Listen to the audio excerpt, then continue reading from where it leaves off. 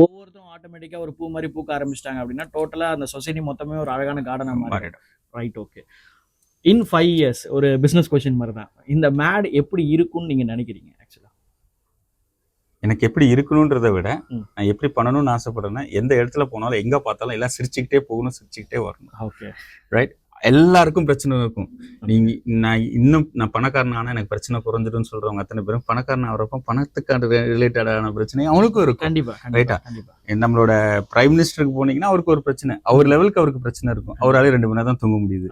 நம்ம லெவலுக்கு நமக்கு பிரச்சனை, நம்மளாலே 2 மணி நேரம் தான் தூங்க முடியுது. பிரச்சனை மாற போறது கிடையாது, பட் நம்மள மாத்திக்க முடியும், சிரிச்சே மாத்திக்க முடியும். எல்லா பக்கமும் அந்த சிரிப்பு வந்து எல்லாருக்கும் திருப்பி கொண்டு வந்து கொடுத்துருணும் எனக்கு. That is my idea. If it is 100 crores பாப்புலேஷன்னா அந்த 100 crores நல்லா ஜாலியாக சிரிக்கணும்.